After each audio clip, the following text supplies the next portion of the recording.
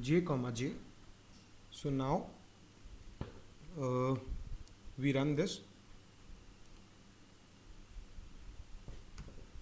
So what we have done, we have created a quantum channel. We have binary bits. So these, what are these? N qubits.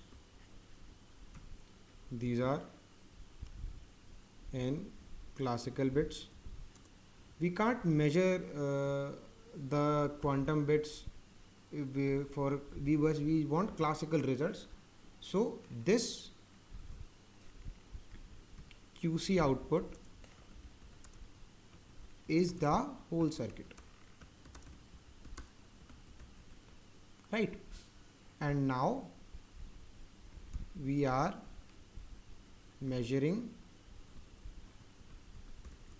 every qubit to classical bit. Now let's draw the circuit. Just see, isn't it similar? Don't go on the graphics, I don't know how to do that. So now we are gonna get the results. So to get the results, we use counts equals to execute QC output comma here. So this is the backend. This is the simulator we use here. There are many simulators, QASM simulator, state vector simulator, but this is the closest to our original quantum computer. That's why we use it. And then we plot a histogram as the probabilities are expressed in terms of counts. So get back at some code is wrong. Let's see. Must have a matplotlib installed. So I'll install and then get back. So we have installed matplotlib. So let's run this.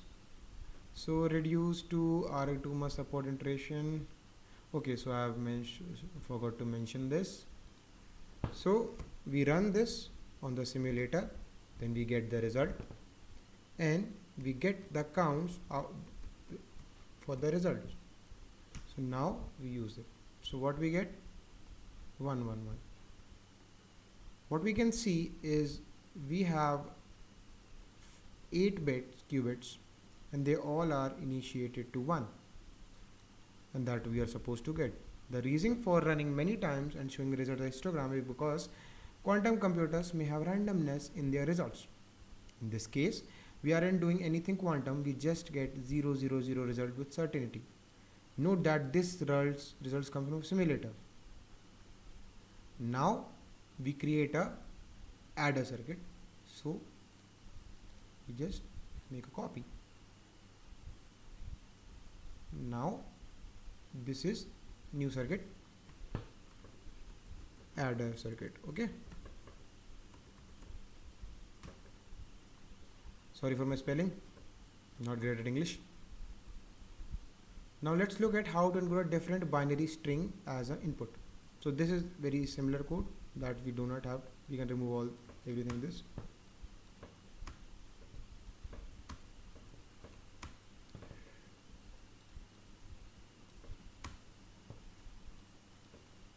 Yeah, it's sometimes boring, but it's completely worth it. Since the session is getting a bit initially hard, so I would like to, what should we do? Nothing. We'll continue with the lecture. Now let's look at how to encode a different binary string as an input. So what are we gonna do? Encode a different binary string as an input. For this we need to know NOT gate. Suppose we when we initialize, what happens is Let's come to the sketchpad and get the white paint.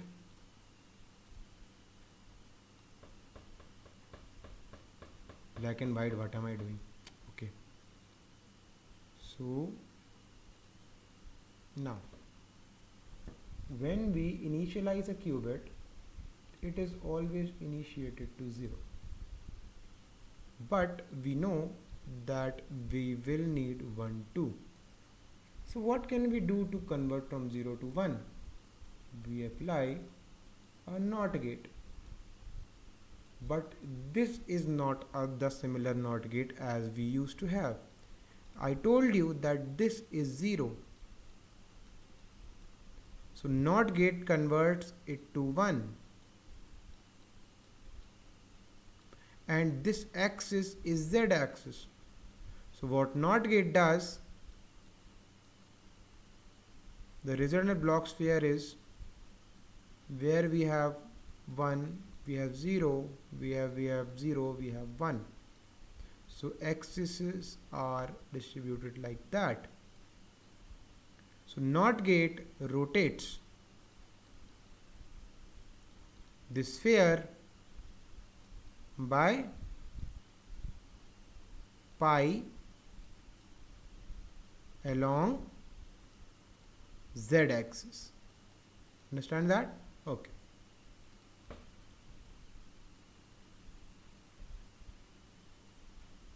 So now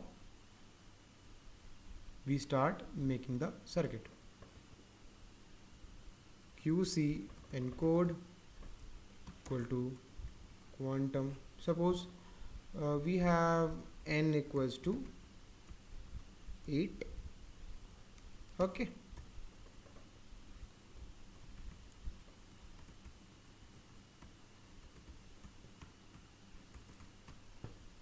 N and QC encode dot x 7. So what does this mean? This actually means that the 7th bit will be encoded. So it follows 0 based indexing. You can see QC encode dot draw. Quantum circuit is not defined. How is that possible? Quantum circuit is still defined. Quantum circuit.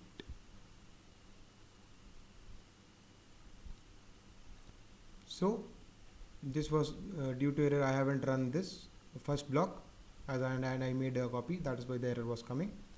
So you can see the 7th bit is xed. Now we can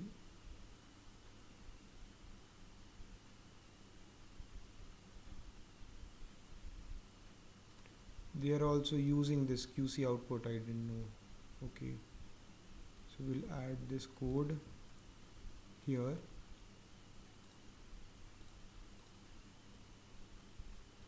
And this is the operation we performed.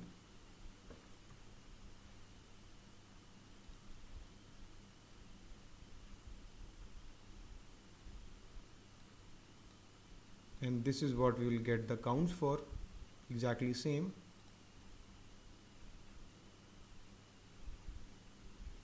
Now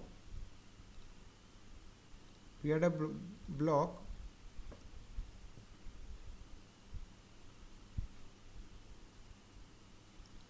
we QC encode QC new circuit we use QC equal to QC encode. This is like basic programming.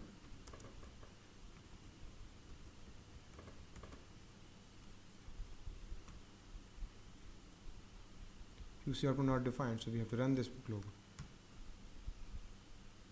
Now it will be okay. Now here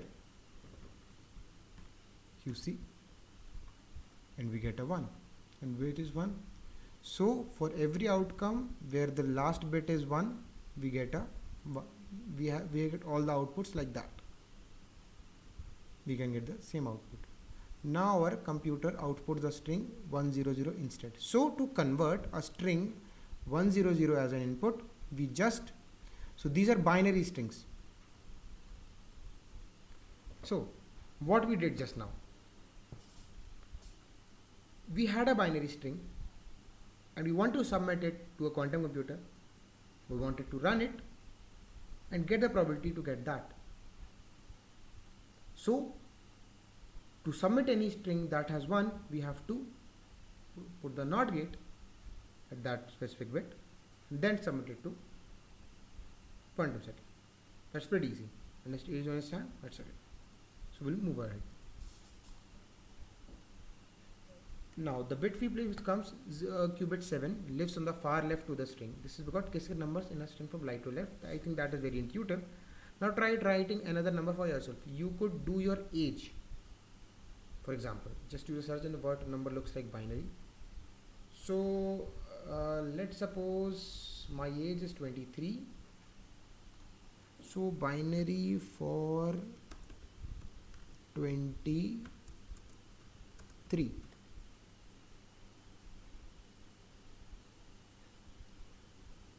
I hate this net.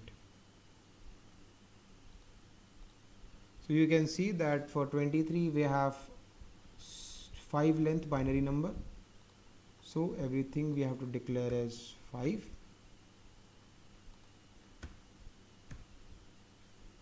Okay. And then where do we have 1? So right to left is the from 0 to 1.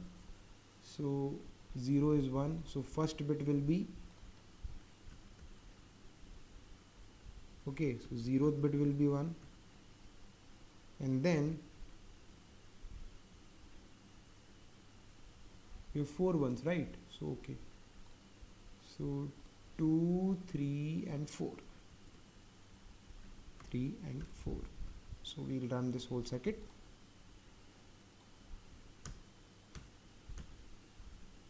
That's okay. Exactly. So we get the exact output as 1. Now, how to add? So one way to do is add 1 by 1 by. So this is how the method is. Finally, we have 9 plus 1 plus 1, 11. This may be just simple addition, but it demonstrates the principle behind the algorithms. So how do we add? To look at the turning points in the outputs, we need a problem to solve. Let's do some basic maths in the primary school. That is how we added. 9 to 1, 3, and then 3 plus 4 is 7. 1 plus 5 is 6, and then 2 plus 8 is 10. So we have a 1 as carry. 9 plus 1 plus 1, that is we have. Now, to run on a need to compile into smallest and simplest as possible. So to add, we use binary numbers only, and so against binary. Note the second number has bunch of extra zeros on the left. They just have to make the strings of the same length. So we also have to make the length of same.